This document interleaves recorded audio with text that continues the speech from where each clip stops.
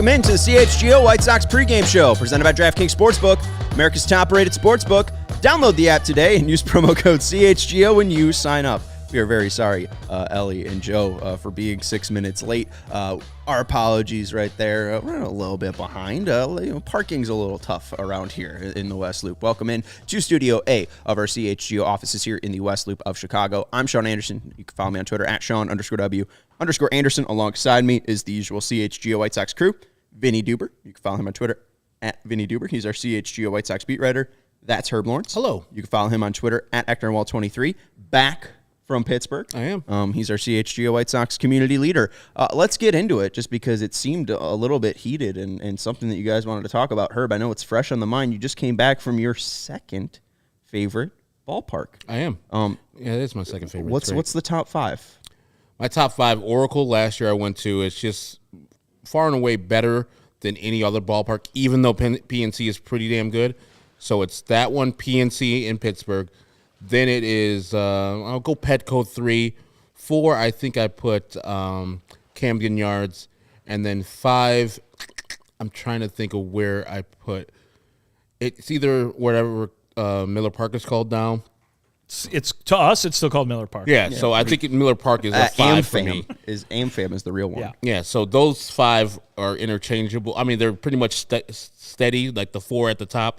And the 5, 6, 7, 8, they're interchangeable.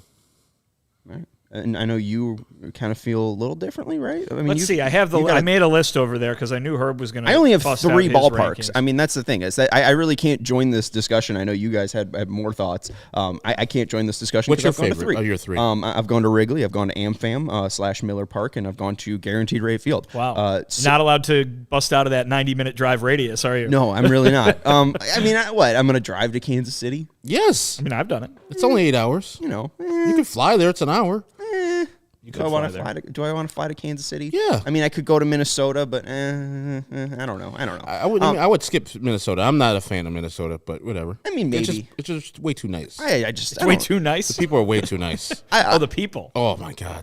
Minnesota nice is the real thing. I like watching baseball from behind the pitcher. Like, I like seeing the view from behind the mound. I don't know. Anyways. You prefer the on-TV experience. Coors is 5. Sorry. You prefer the on-TV experience to the in-person experience? For most sporting events, yeah. I think basketball is the only one that I like in person better. I think baseball is the only sport I think is improved by being at the ballpark. All the rest of them, I can actually watch them at the game and get the information more that I need. Well, and I think baseball, you know what's going on for the most part. When you're going to a park, though, I think that's an experience rather than I'm there watching a sporting event, right? Right. Well, I guess if we're just truly talking about watching the game, I'd rather watch it from home. Well, are you talking? Well, yeah, but you're talking about you're talking about fun versus work. Yeah, right. No, but I like experiencing a ballpark.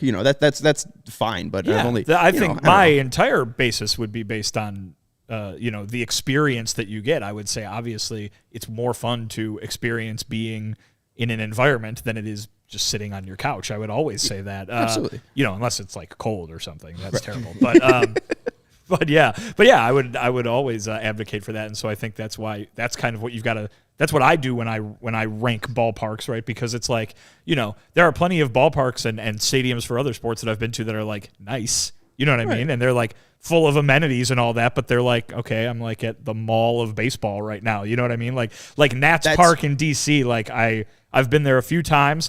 It's a very nice, clean experience. You can see the game. It's all very brand new and everything like that, and it's just very sterile to me. I just am this is not unique in any way. Well, and that's how I feel about Guaranteed Rate. That's my least favorite ballpark, just because that was before they did Camden, and they went back to the Jewel ballparks where it's built in one square block, which is why Wrigley's my number 1, just because that's such an old classic baseball stadium that's so unique. Miller Park second, Guaranteed Rate is third, but it's just kind of because it lacks that uniqueness. The most unique thing's the scoreboard from the old stadium.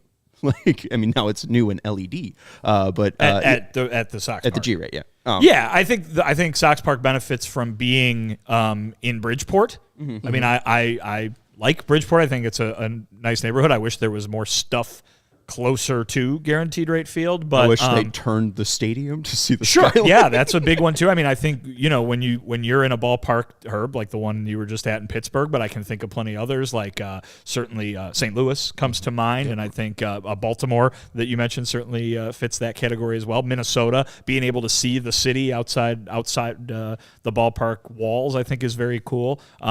So, yeah, I take that whole thing into effect, and I think Chicago's ballparks are both very unique in that they are in neighborhoods as opposed to downtown or in, as much as I love Miller Park, it's in parking lots and surrounded by expressways and everything like that. So they get very high, big bump up ratings for me do the rate and Wrigley Field because of that. So I think if I were to just go quickly, Fenway Park I think is number one. Again, it's just unique. It's and not only that, it's the thing to do when you go to Boston. Like if you're a traveler, even if you're not a big baseball fan, go to Boston and go to Fenway Park. You're going to get an experience unlike you get at any other ballpark in the country.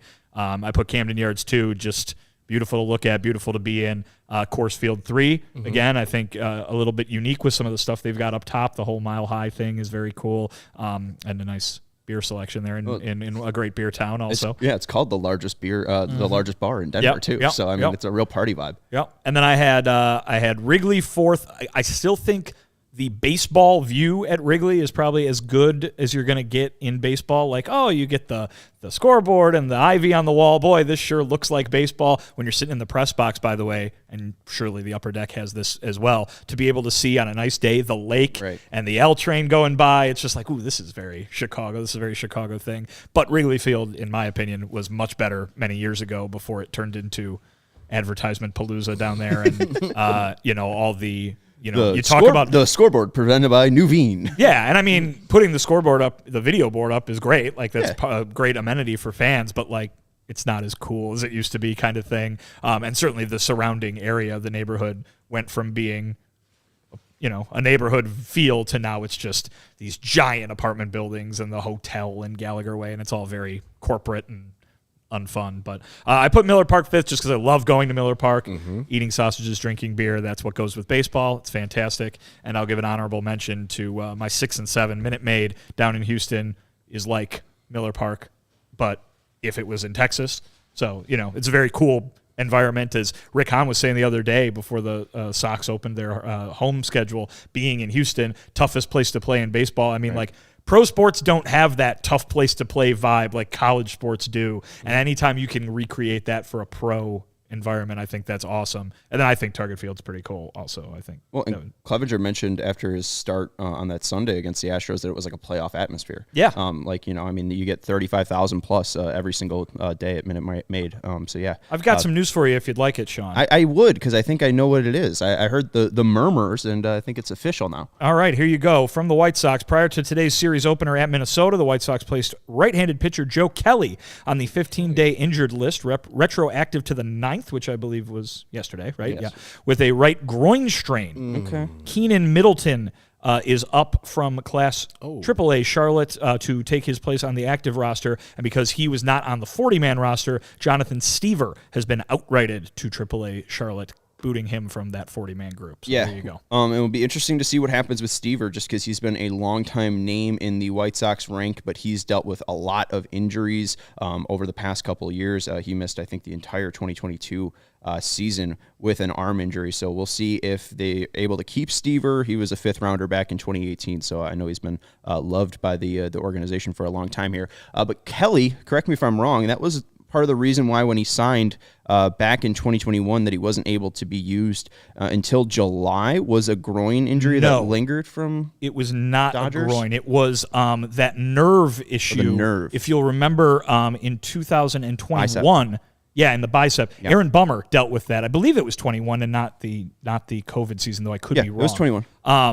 Bummer had that issue, and Joe Kelly brought that up a lot after he signed last year, which was, hey, part of the benefit of being here with the White Sox is Bummer just had this thing that I'm still dealing with, and it's great that they know how to handle that and how to recover from that. So I think that was the injury that you're referring to, but obviously Joe Kelly's been around for a long time. I'm sure he's been on the, heck, last year he was on the IL, 2 or 3 times, even after he came back. So, here he goes again on the IL, and some more movement in that bullpen. Obviously, we saw what happened with Jose Ruiz on Friday, and now you've got Kelly on the IL as well. So some new faces right away. What do we always say about bullpens, right? It's just a constant churn sometimes, and already here we are on day 11 of this White Sox season, and already plenty of moves. Yeah, and I saw him up yesterday while I was in Pittsburgh, him and Graveman and Santos. All three of those pitchers did not get into the game, so I'm sad that Kelly is now hurt with a growing strain. But excited for Milton, seeing what he can do. I see you tweeted out something from the CHGO White Sox page on Twitter, so check that out if you can. And, injuries happen. We knew this was going to be a thing. I don't think it's like something that we need to crap on the White Sox for, because he wasn't playing. He just got hurt somehow. And, injuries are going to happen every year to every major league team. And the fact that it's only 2 injuries so far for the White Sox, knock on wood, that's pretty good. And it's not an arm, thankfully. Yeah. I mean, it's not a nerve issue again. Yeah. Thankfully, he has dealt with a groin injury before, back when he was with the Red Sox in 2022. So it was a right groin. I think this was left, right? I can look at it again. I don't know if it's the same groin. I don't even know if that matters, especially being it was the same groin. This is something that he's hurt back in 2016, but I don't know if it's something that's flaring up from 2017 or not. It's brand new. But he did leave, or was on the IL back in May, and I'm just trying to see back in 2022. Was that for hamstring? So he did hurt his leg last year and seemed to bounce back fine once he went on the 15-day IL. So we'll see what happens with Kelly. But Kenyon Middleton at Tommy John in 2018 was pretty decent, 1.24 plus ERA in his first years. It's 23 and 24. He's not really have the same velocity to make him that effective, and that's really that's what happens with arm injuries. That's why we're thankful for Kelly. He's not dealing with an arm injury here, so we'll see what Middleton can do, but mop up guy for sure. I'm about to say, let's see Middleton in today's game after ass kicking by the White Sox and just get some extra work in the 8th and 9th. As you said yesterday, you've been learning more. We've all been learning more about how Pedro Grifol is going to deploy his bullpen. The wrinkles aren't stopping, right? I mean, he's after a little more than a week, after a week, he's down Jose Ruiz, who he thought was going to be part of that equation, and now he's just a few days later down Joe Kelly, who obviously was a more, you don't want to say important, but a more high leverage guy, a guy who would go out there in tighter spots to have to hold the lead. Obviously Liam Hendricks is not back yet, so you're talking about Lopez, Graveman, Bummer, Lambert. Is that your back end right now for the White Sox? So obviously some moving parts, not just for in terms of just staffing that bullpen, but in terms of which roles those guys are going to play. Yeah, and it obviously depends on the game layout as well, because Dylan Cease has been very good against the Minnesota Twins. Maybe they don't even need the bullpen today. Maybe Jesse Schultens will get some mop-up when it's an 8-0 game or something like that. Let's real quick go to some Michael Kopech stuff, just because he was really good yesterday. We don't need to go in-depth on this on the postgame show, but we were going to show you some video from yesterday, because there was a great video put out by John Boy kind of breaking down Michael Kopech's pitches. First, you're going to see a fastball. It's fouled out by G-Man Choi. Second, you're going to see a slider. But what I want you to watch is the glove.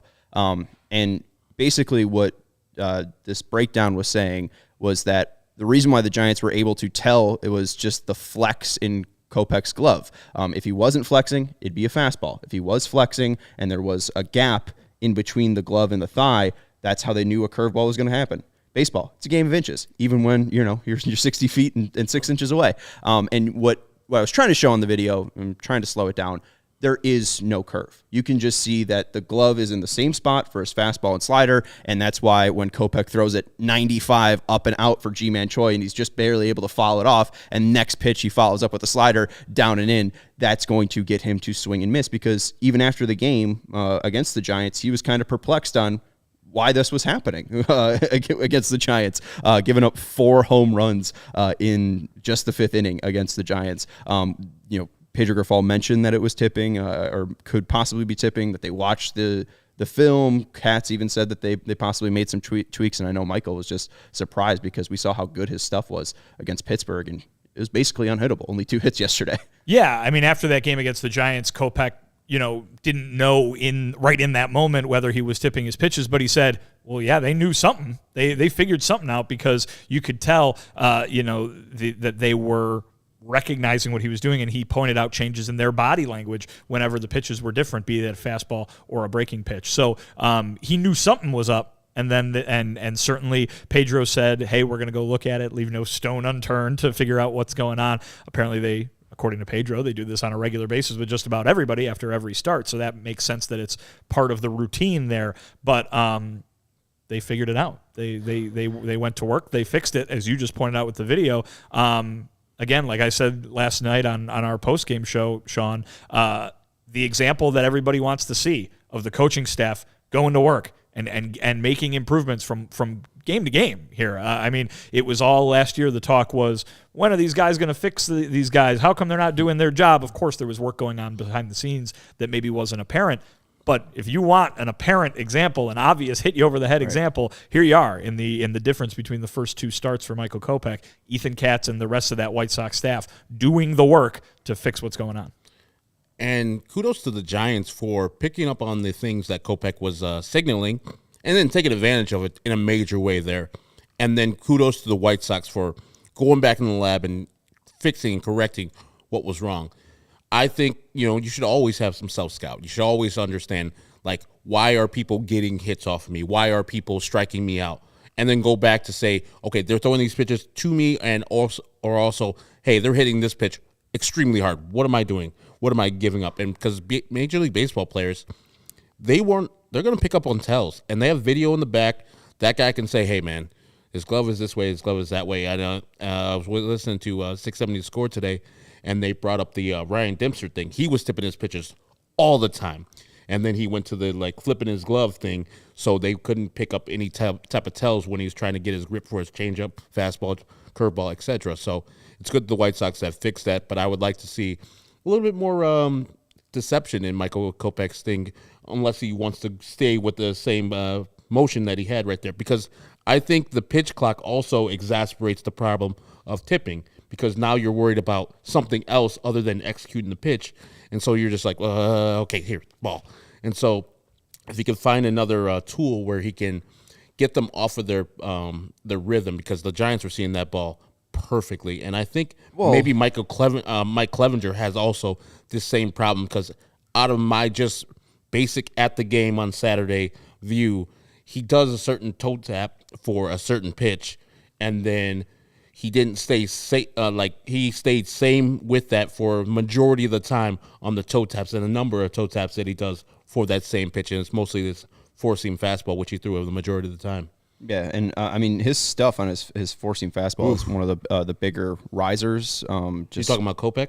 Or with Clevenger. Okay. So, I mean, maybe there is a tell there, just because his results were really bad. He wasn't getting a lot of swing and misses. So maybe that was something that they were able to pick up. It probably was, because I counted the toe taps. I was like, okay, he's throwing a fastball here. And if I know it from it worked like 85% of the time. But if I know that, and he's doing that, I'm sure the Pittsburgh people picked up on something. Well, and the thing in the John Boy video, too, Kopech wasn't flashing his curveball until, I think, the fourth inning, and that's when things kind of got out of hand. He only threw one curveball as well yesterday, and it was, funny enough, on the at-bat that he gave up a hit to Smith and Jigba.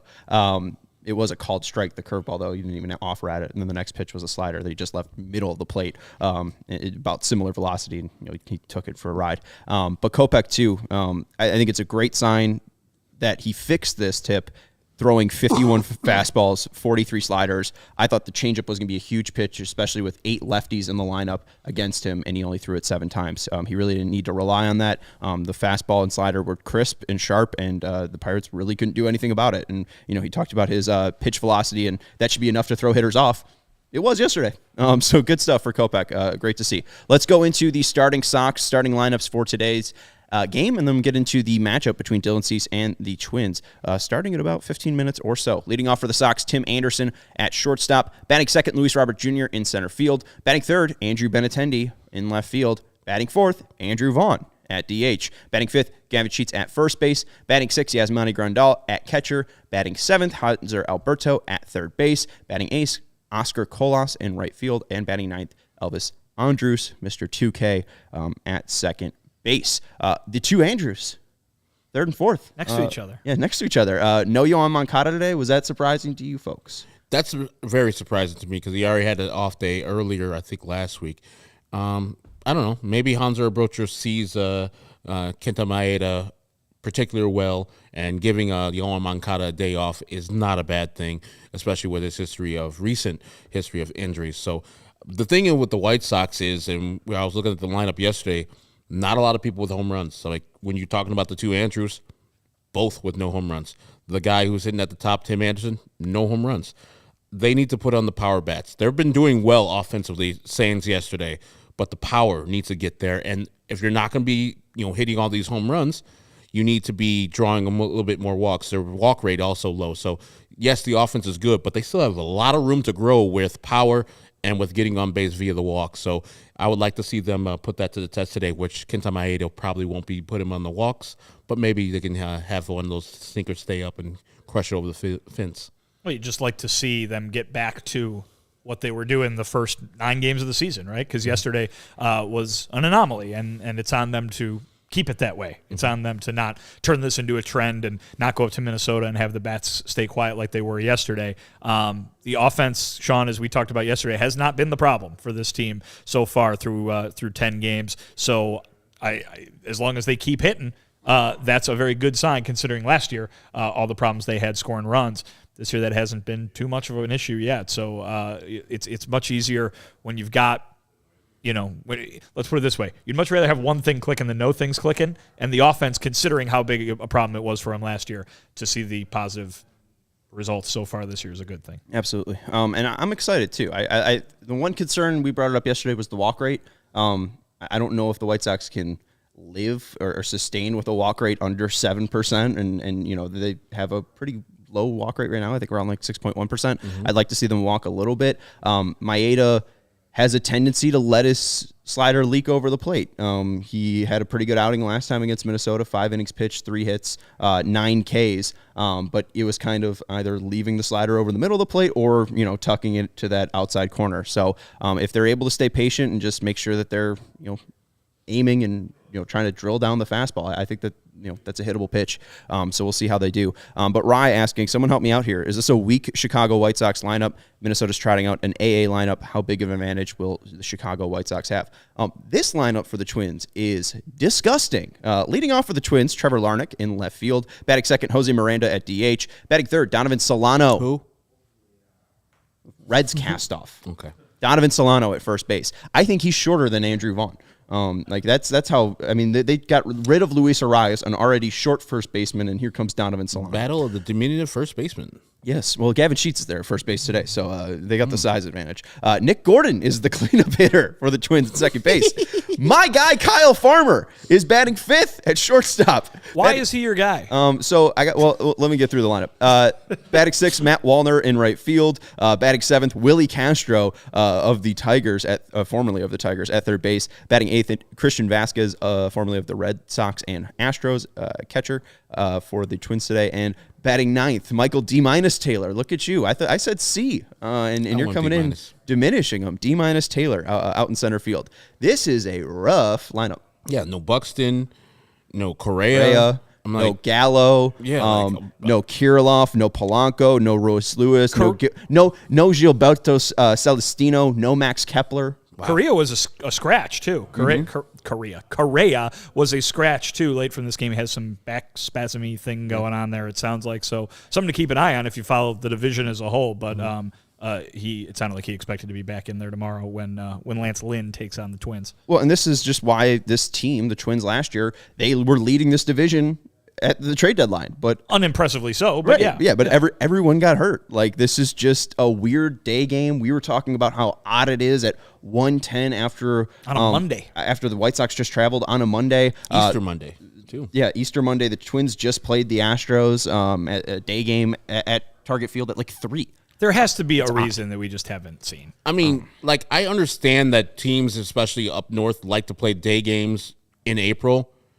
But also, they're playing a night game tomorrow, so it's not even congruent where I just want to play all day games so we can get these games in and be as warm as possible. I wonder, it's dumb. I just wonder, are the kids off school in Minneapolis because of holiday yesterday or something like that. Like, is it a thing? There must be something going on in Minneapolis that would force this to be a day game. Jason and Steve are probably annoyed that it's a day game, so they'll probably talk about why. That makes sense. And hey, check out Sox Math as well, because hey, your boy won. Kyle Farmer's my guy. Players since 2001, or not 2001, players since 2021, and this was before the season, so this has changed a little bit. And here's some stats that you're going to love. These are some Scrabble stats. So players since 2021 with a Z contact, that's a zone contact of 90% plus. This is a contact. Is a contact, and a hard hit percent of 100. Like, so there's a hard hit percent plus, so it's kind of like ERA plus. So like 100 would be average. Sure.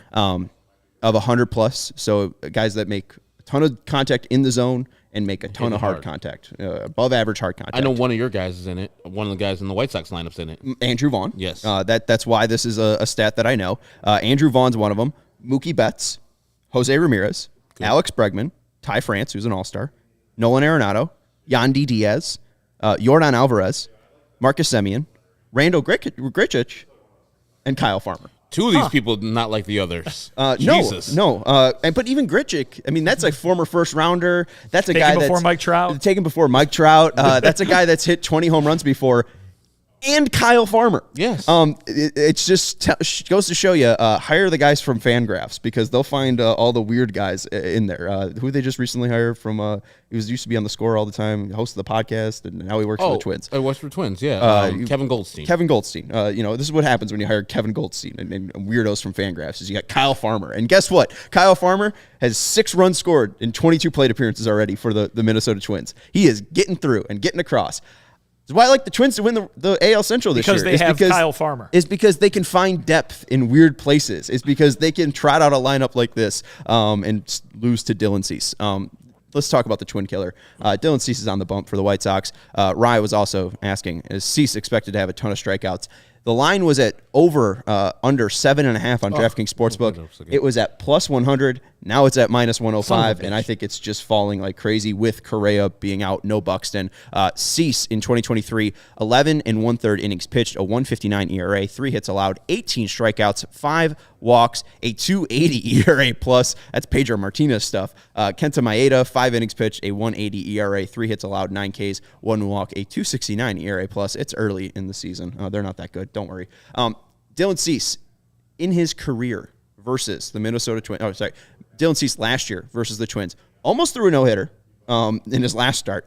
2 starts, 2 wins, 16 innings pitched, no earned runs allowed, a whip of .37, 2 hits given up. Mercy. 15 Ks, 4 walks. That's pretty good. 2 hits. 6 base runners in 16 innings. 2 hits. Do you think the White Sox are going to win today? Yes. Yeah, all right, there you go. Dylan Cease to record a win is at plus 170 on DraftKings Sportsbook. I think that's the best bet for today. Dylan Cease needs to go 5 innings. I think he could do that today. The White Sox Sox need to score a run. The White Sox since 2022, there's a first 5 innings bet you can make. So like you can bet on the first 5 innings, who's going to win after the first 5 innings. Since 2022, when Dylan Cease starts, when the White Sox score a run, they are 18-6-1. A win percent of 72% when they score a run for Dylan Cease in the first 5 innings. Pretty good. So the record you gave is that they have the lead at the end of 5 innings. Yeah. When they score a run. When they score a run, which is, it makes sense. You got to score a run to have the lead. Yes. But 18-6-1, that's pretty dominant and shows you how good Dylan Cease is at starting and finishing games. So I really like any Dylan Cease prop today. You guys got a score or a score to go along with your click to pick or your pick to click? What are we talking about? Sure. I will do a final score. I'll say White Sox win 6-1. And I will say that, and who did I pick for my pick to click, or my click to pick is Mr. Gavin Sheets. 3 hits yesterday in an otherwise kind of ugly or quiet, we'll say, performance for the White Sox offense. So Gavin Sheets can keep the ball rolling today in Minnesota. I like the score, so I'm going to stay in that same area. I think the White Sox are going to get off for about 4 runs today. They're going to win 4-1. And I got Andrew Vaughn hitting his first home run for the White Sox this year. All right. Well, I don't know about that. I mean, he needs a bounce back after 5 whiffs on 7 swings yesterday. Oviedo, man. Ugly stuff from our guy, Oviedo. I mean, that guy's just a dude. I don't know. I don't know if he should be worried about him. we'll see what happens with the White Sox today. I think they win. I feel 8-0, but I feel like that's a little egregious. 8-0. Kenta Maeda's fine, but this lineup is horrible for the Twins. I mean, I don't think that they're going to score a run. We've seen the White Sox get up to 10 hits. Maeda's got kind of a mediocre fastball. We'll see how he bounces back from Tommy John, but he'll be great and strike out 9, or he'll give up a lot of earned runs. But enter Valencia is my click to pick. Thank you, Dave Barista. That's going to do it for the CHGO White Sox pregame show. Make sure you join us for the CHGO White Sox post-game show here on the CHGO Sports YouTube channel. Make sure you're subscribing and hitting the notification button as well. And if you aren't going to be able to join us live, they are also posted on our podcast feed on Spotify and Apple Podcasts. That's Vinnie Duber. You can read his work. He's our CHGO White Sox beat writer at allchgo.com. All of his articles are typically free and unlocked to read to everybody. So make sure you check him out at Vinnie Duber on Twitter. That's Herb Lawrence. You can follow him on Twitter at HectorWall23. We're saying goodbye, Herb. He's our CHGO White Sox community leader. And I'm Sean Anderson. You can follow me on Twitter at Sean_W_Anderson. Thank you to Stephen Nicholas for producing the show. We will talk to you after the game. Go Sox.